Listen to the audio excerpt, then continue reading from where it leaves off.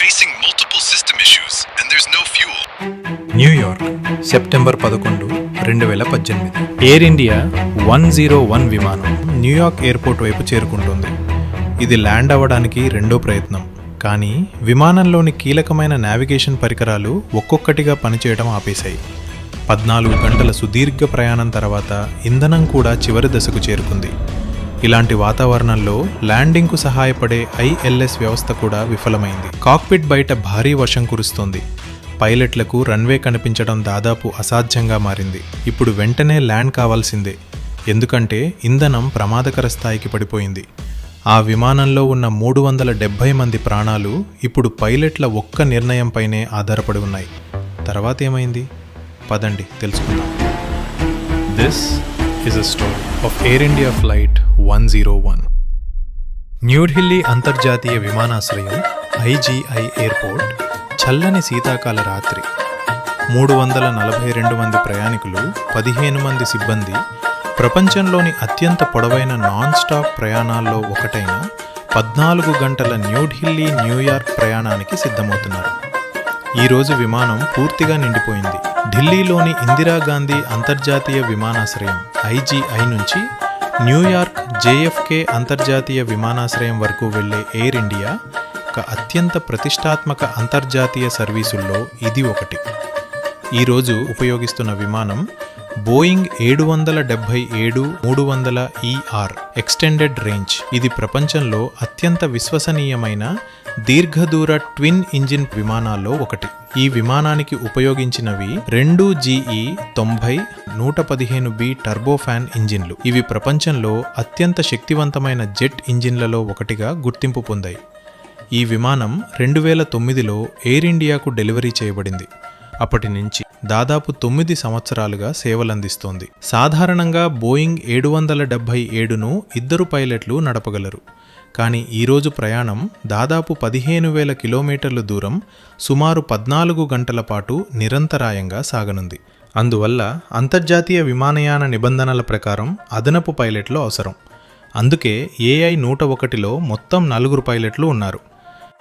ఈరోజు ఈ ఫ్లైట్ను ఆపరేట్ చేస్తున్న pilots captain Rustam Palia, captain Vikas, captain Sushant Singh, captain DS Patil. Pre flight briefing సమయంలో pilots APU auxiliary power unit పనిచేయటం లేదని గమనించారు. APU అనేది ప్రధానంగా మెయిన్ ఇంజిన్స్ ఆఫ్లో ఉన్నప్పుడు ఎయిర్ క్రాఫ్ట్కు పవర్ అందించే వ్యవస్థ. ఇది ఫ్లైట్ సేఫ్టీకి నేరుగా కీలకమైనది కాకపోవడంతో దీనిని పెద్ద ప్రమాదంగా భావించలేదు. అందువల్ల వారు న్యూయార్క్కు ఫ్లైట్ను కొనసాగించాలని నిర్ణయించారు. ఆ రోజు వెదర్ ఫోర్కాస్ట్ను పరిశీలించిన తర్వాత అవసరమైతే ఆల్టర్నేట్ ఎయిర్పోర్ట్లో దిగేందుకు వీలుగా కెప్టెన్ అదనంగా 800 కిలోలు ఫ్యూయల్ లోడ్ చేయాలని నిర్ణయించారు. తరువాత జరిగిన పరిణామాల్లో ఈ నిర్ణయం చాలా కీలకంగా మారింది. ఉదయం 2:36 సిబ్బంది పుష్ బ్యాక్ మరియు టాక్సీ క్లియరెన్స్ కోసం అనుమతి కోరారు. అనంతరం ఉదయం 3 గంటలకు దాదాపు 1 గంట ఆలస్యంగా ఎయిర్ ఇండియా AI-101 ఢిల్లీ నుంచి న్యూయార్క్కు బయలుదేరింది. టేకాఫ్ అయిన 40 నిమిషాల తర్వాత విమానం పాకిస్తాన్ ఎయిర్ స్పేస్పై సుమారు 30,000 అడుగుల ఎత్తుకు చేరుకున్న సమయంలో మొదటి అసాధారణ హెచ్చరిక పైలట్ల దృష్టికి వచ్చింది. కాక్పిట్ డిస్ప్లేపై ఒక సందేశం కనిపించింది. Single source radio altimeter. Radio altimeter అంటే విమానం భూమి నుంచి ఎంత ఎత్తులో ఉందో అత్యంత ఖచ్చితంగా కొలిచే పరికరం. ఇది భూమి వైపు రేడియో సిగ్నల్స్ పంపించి అవి తిరిగి రావడానికి పట్టిన సమయాన్ని లెక్కించి విమానం భూమికి ఎంత దూరంలో ఉందో నిర్ధారిస్తుంది. ముఖ్యంగా టేకాఫ్ మరియు ల్యాండింగ్ సమయంలో, అలాగే తక్కువ విజిబిలిటీ లేదా చెడు వాతావరణ పరిస్థితుల్లో ఈ సమాచారం పైలట్లకు ఎంతో కీలకం. సేఫ్ సైడ్గా బోయింగ్ 777లో 3 స్వతంత్ర రేడియో ఆల్టిమీటర్లుంటాయి. ఒకటి పనిచేయకపోయినా మిగిలిన 2 సమాచారాన్ని అందిస్తాయి. ఒకే పరికరంపై ఆధారపడకుండా ఉండే ఈ వ్యవస్థను రిడెండెన్సీ అంటారు. కానీ ఈ హెచ్చరిక ద్వారా విమానం పైలట్లకు చెబుతున్న అసలు విషయం మరింత ఆందోళన కలిగించేది. అయితే ఇక్కడ ఒక పెద్ద ప్రశ్న తలెత్తుతుంది. మిగిలిన ఆ ఒక్క రేడియో ఆల్టిమీటర్ చూపిస్తున్న ఎత్తు నిజంగానే సరైనదని ఎలా నమ్మాలి? అదృష్టవశాత్తు ఆ సమయంలో విమానం క్రూజ్ ఫేస్లో ఉండడంతో ఇది వెంటనే ప్రమాదకర పరిస్థితి కాదు. ఎందుకంటే అధిక ఎత్తులో ప్రయాణిస్తున్నప్పుడు విమానం రేడియో ఆల్టిమీటర్ను కాకుండా బారోమెట్రిక్ ఆల్టిమీటర్ అనే మరో వ్యవస్థను ఉపయోగిస్తుంది. రేడియో ఆల్టిమీటర్ భూమి నుంచి ఉన్న దూరాన్ని కొలిస్తే బారోమెట్రిక్ ఆల్టిమీటర్ బయట ఉన్న ఎయిర్ ప్రెషర్ ఆధారంగా విమానం సీ లెవెల్ నుంచి ఎంత ఎత్తులో ఉందో లెక్కిస్తుంది. ఇది ఎలా పనిచేస్తుంది అంటే, ఎత్తు పెరిగే కొద్దీ వాతావరణ ఎయిర్ ప్రెషర్ తగ్గుతుంది.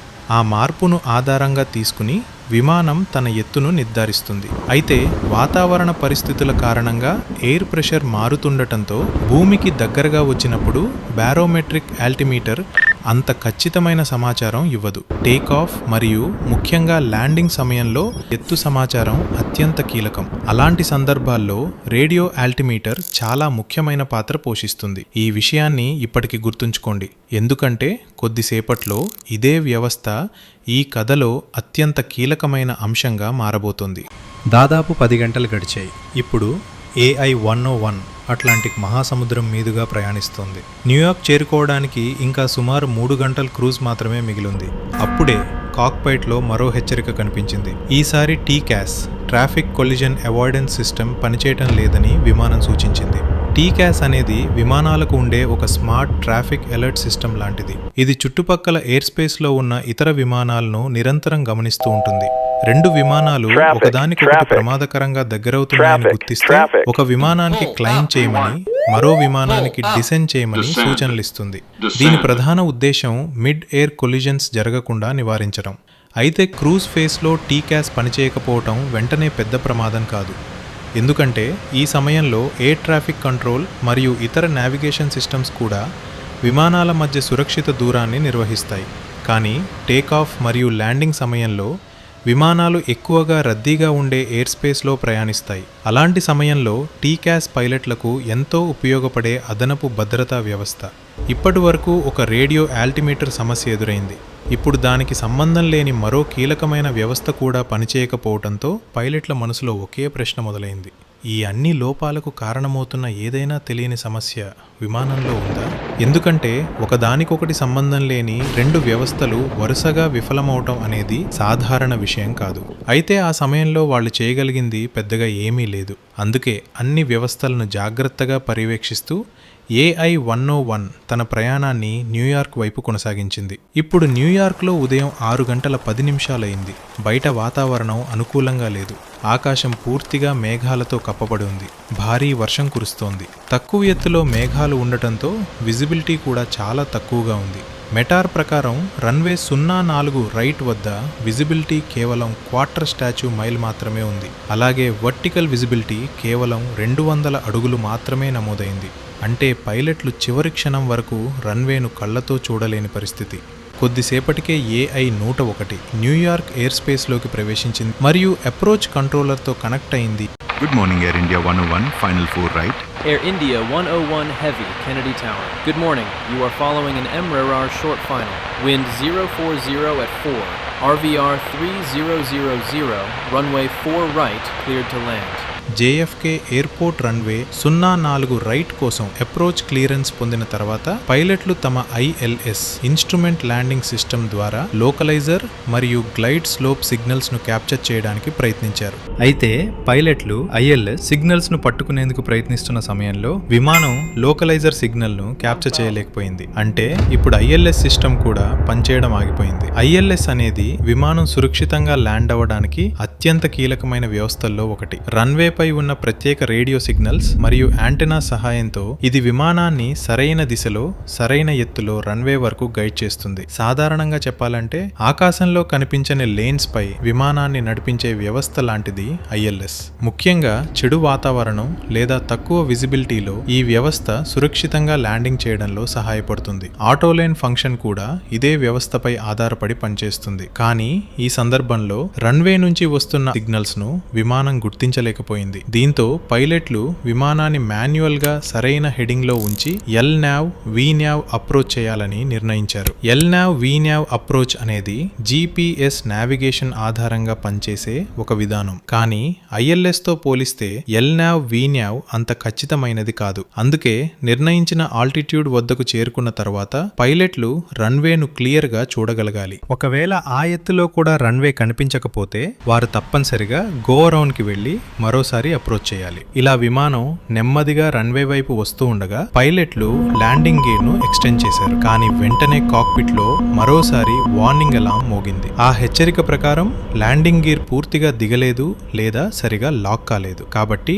వెంటనే చర్యలు తీసుకోవాలని కాక్పిట్ లో హెచ్చరిక మోగింది. ఈ శబ్దం వినగానే శిక్షణ పొందిన పైలట్లు వెంటనే చెక్ లిస్ట్ ను పరిశీలించారు. వాళ్ళకు అర్థమైంది ఏమిటంటే ల్యాండింగ్ గేర్ ఇప్పటికే డౌన్లోనే ఉంది మరియు అదొక ఫాల్స్ అలారం మాత్రమే. కానీ అప్పటికే పైలట్లపై వర్క్ లోడ్ చాలా ఎక్కువగా ఉండటంతో ఈ అనవసర హెచ్చరిక వారి దృష్టిని మరింతగా దారి మరలించింది. ఈ సమయంలో విమానం ప్రతి నిమిషానికి సుమారు 3 నుండి 4 మైళ్ళ దూరం ప్రయాణిస్తోంది. అన్ని ఇన్స్ట్రుమెంట్ ఫెయిల్యూర్స్ మరియు తప్పుగా వచ్చిన ల్యాండింగ్ గేర్ వార్నింగ్స్ కారణంగా పైలట్లు విమానాన్ని ల్యాండింగ్ కోసం స్థిరంగా స్టెబిలైజ్ చేయలేకపోయారు. దాంతో వారు మరోసారి గో అరౌండ్ చేసి తిరిగి ప్రయత్నించాలని నిర్ణయించారు. Air India 101, going around runway 4 right. Air India 101 Heavy, roger. Fly runway heading, climb and maintain 2000. Runway heading 2000. Air India 101. విమానం తిరిగి 2000 అడుగుల ఎత్తుకు వెళ్ళింది మరియు పైలట్లు వెంటనే New York departure కంట్రోలర్తో సంప్రదించారు. Air India 101 Heavy, going missed runway 4 right, maintaining 2000, heading 100. Air India 101 Heavy, thank you, radar contact. Turn right, heading 180, altimeter 3011. పైలట్లు ఏటీసీకి తమకు సమస్యలను పరిష్కరించుకోవడానికి ఇంకా ఎక్కువ హోల్డింగ్ ప్యాటర్న్స్ అవసరమని తెలియజేశారు. అందుకే వారు ఇప్పుడే రెండో ల్యాండింగ్ ప్రయత్నానికి సిద్ధంగా లేరని చెప్పారు. And radar Air India 101, could we have longer vectors? We were facing some instrument problems as well. Was that the reason for go around? Affirm, because we lost the localizer and our minima changed, and there were a lot of issues involved. So we're trying to sort that out, if we can even continue with this approach. ఇప్పుడు తర్వాత ఏం జరిగిందో అర్థం చేసుకోవాలంటే cloud ceiling అంటే ఏమిటో తెలుసుకోవాలి. Cloud ceiling అంటే భూమి నుంచి ఉన్న మొదటి మేఘాల ఎత్తు. అంటే పైలట్లకు భూమి స్పష్టంగా కనిపించట ఎత్తు. ఒకవేళ విమానానికి పనిచేస్తున్న ఐఎల్ఎస్ సిస్టమ్ మరియు ఆటో ల్యాండ్ కేపబిలిటీ ఉంటే క్లౌడ్ సీలింగ్ 0 ఫీట్ అయినా కూడా విమానాన్ని సురక్షితంగా ల్యాండ్ చేయగలుగుతుంది. అయితే పైలట్లు నాన్ ప్రిసిషన్ అప్రోచ్ చేస్తున్నందున వారు ల్యాండ్ అయ్యే ముందు రన్వేను కళ్ళతో స్పష్టంగా చూడాల్సి ఉంటుంది. అందుకోసం కనీసం 600 ఫీట్ క్లౌడ్ సీలింగ్ అవసరం. కానీ జేఎఫ్కే ఎయిర్పోర్ట్ వద్ద క్లౌడ్ సీలింగ్ కేవలం 200 ఫీట్ మాత్రమే ఉంది. Okay, well, right now the weather that I have is showing indefinite ceiling 200 at Kennedy. RVR is 4500.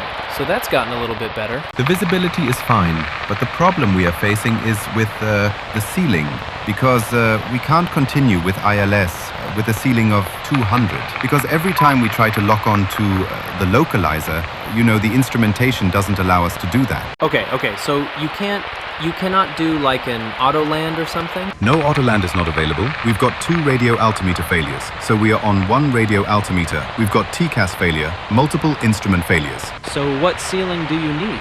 You know, anything above like 600 or so. Okay, I got it. Okay, I understand now. Just fly heading 220. Let me find some weather. Pull some weather up. And let me find something. Okay, thanks. వారి alternate airports అయిన నెవర్క్ మరియు Stewart విమానాశ్రయాల్లో కూడా పరిస్థితి అదే. ఇంకో పెద్ద సమస్య ఏమిటంటే అవసరమైతే మరిన్ని గో అరౌండ్స్ చేయడానికి మిగిలిన ఇంధనాన్ని ఎంత ఎక్కువగా వీలైతే అంత ఆదా చేయాలని పైలట్లు భావించారు. అందువల్ల వారు న్యూయార్క్ ప్రాంతానికి సమీపంలోని ఎయిర్పోర్ట్లో ల్యాండ్ కావాల్సిన పరిస్థితి ఏర్పడింది. And just before I go away, what was your potential alternate? Primary alternate was Newark, and the secondary alternate is Stewart. But both seem to be, in the same sort of situation. ఇప్పటికే విమానంలోని ఇంధనం క్రమంగా తగ్గిపోతూ fuel reserves కూడా వినియోగంలోకి వస్తున్నాయి. ఈ సమయంలో ఢిల్లీలో అదనంగా నింపిన 800 కిలోల ఇంధనం వారికి ఎంతో ఉపయోగపడింది. Air India 101 Heavy, I'm having trouble finding anything that's really that good. I have Albany, it's 600 feet overcast, and Boston, Logan, it would be 500 overcast. What I'm trying to find, Washington Dulles, is at 200 feet also. We are just checking Boston as well, because we are getting a little low on fuel. So we need to decide quick, and we are burning quite a lot. If you go higher up, you can burn a little less fuel. And I believe Pittsburgh is 2500. 2500. That's We'll have to just check for the fuel as far as Pittsburgh goes. Air India 101 Heavy, climb and maintain 6,000. Climb and maintain 6,000, Air India 101. Air India 101 Heavy, based on the weather that we have and on the forecast that I'm seeing, I think Bradley, Kilo Bravo Delta Lima, will be your best option. Okay, what's the ceiling there? Okay, right now, the ceiling there is 500 overcast. We've got a trend showing the ceiling at JFK is also improving a bit. I could try a VNAV approach and see. It can take us down in a situation like this because we're really, stuck and there's no fuel. And I'm showing. Newark just had a special, and they are showing 400 overcast. They just had a special at 1205 Zulu, so about 6 minutes ago. Okay, it's a bit better now at Newark, is that correct? Yes, sir. So the weather came up to 400 feet overcast at Newark. ఆ తర్వాత departure controller New York airport నుంచి కొత్తగా విడుదలైన special మీటార్ గురించి పైలట్లకు సమాచారం ఇచ్చాడు. అందులో cloud ceiling 400 ఫీట్గా నమోదైంది. దాంతో పైలట్లు న్యూయార్క్ ఎయిర్పోర్ట్లో ల్యాండ్ అవ్వాలని నిర్ణయించుకున్నారు. అయితే ఇది కూడా వారికి అవసరమైన 600 ఫీట్ క్లౌడ్ సీలింగ్ కంటే తక్కువే. Okay, you wanted to do VNAV approach in Newark. Is that correct? That's right. That's the only option we have because, the ILS is unpredictable. Every time we turn towards the localizer, it's just gone. Okay, so your ILS is out of service on both sides of the airplane, right? Yeah, that's correct. And then you said also the radio altimeter are out on both sides of the airplane. That's right. We're on a single radio altimeter now. ప్రస్తుతం వారి వద్ద కేవలం 7,200 కిలోల ఇంధనం మాత్రమే మిగిలి ఉంది. గమ్యస్థానానికి చేరుకోవడానికి సరిపడేంత మాత్రమే. Air India 101 Heavy. Other than both ILS, both altimeter, what else other things have failed on the plane? Single source radio altimeter. We've got TCAS failure. No auto land. No wind shear system. No auto brake. And the APU is unserviceable as well. అన్ని పరిస్థితులు తెలుసుకోవడానికి ATC controller AI-101 ప్రస్తుత పరిస్థితి గురించి పైలట్లను అడిగాడు. Air India 101 Heavy, so just when you get a chance, give me the people on board and the fuel on board, please. We have a total of 370 souls on board. And fuel, 7,200 kilos. Air India 101. తర్వాత విమానాన్ని New York approach కంట్రోలర్కి hand over చేయగా అతను runway 04 right approach కోసం clearance ఇచ్చాడు. Air India 101 Heavy, you are 10 miles from Doon, turn right heading 010, maintain 3,000 until established on the localizer. Cleared ILS runway 4 right approach. విమానం land అయిన వెంటనే అవసరమైతే సహాయం అందించేందుకు ఎమర్జెన్సీ వెహికల్స్ కూడా సిద్ధంగా ఉండేలా ఏర్పాట్లు చేశారు. Air India 101 Heavy, emergency personnel will be standing by. Thank you, Air India 101. Truck 1. While we wait here, nature of emergency is a computer failure. Aircraft type is Boeing 777 Whiskey model. 370 souls on board and 7,200 kilos of fuel left.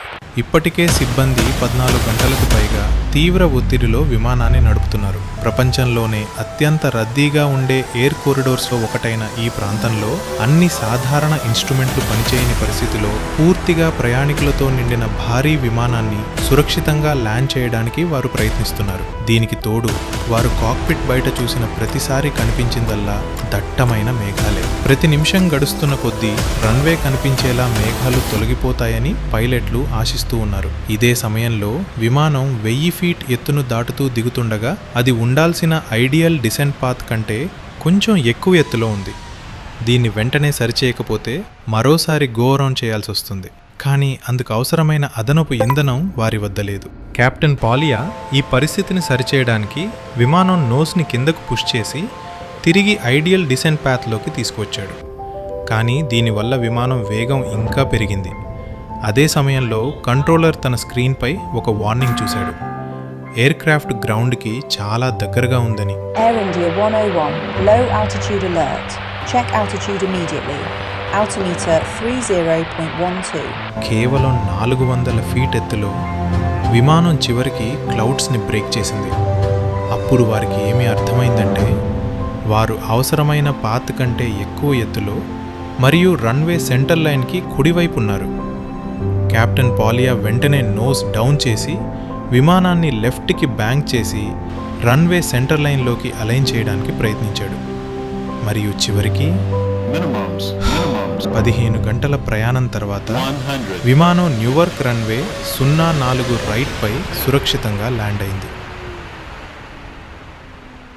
Landing అయిన వెంటనే emergency services పైలట్స్ని సంప్రదించి assistance అవసరమా అని అడిగారు. కానీ pilots దాన్ని decline చేశారు. మరింత ఆశ్చర్యకరమైన విషయం ఏంటంటే కేవలం 10 నిమిషాల తర్వాత వారు ట్యాక్సీ చేస్తుండగానే మొత్తం ఎయిర్పోర్ట్ని ఒక సివియర్ థండర్స్టార్మ్ కమ్మేసింది. వారు 5 నిమిషాలు ఆలస్యం చేసినా ల్యాండింగ్ సాధ్యమయ్యేది కాదు. చెప్పాలంటే ఈ ఘటనకు అసలు కారణం ఇప్పటికీ స్పష్టంగా తెలియలేదు. ఎయిర్ ఇండియా నుండి ఎలాంటి అఫీషియల్ ఇన్వెస్టిగేషన్ రిపోర్ట్ కూడా విడుదల కాలేదు. అయితే కొన్ని హైపోథీసిస్ ప్రకారం ఎయిర్క్రాఫ్ట్ యొక్క మెయిన్ కంప్యూటర్ సిస్టమ్ మ్యాల్ఫంక్షన్ అయి పైలట్స్కి తప్పు డేటా చూపించిందని భావిస్తున్నారు.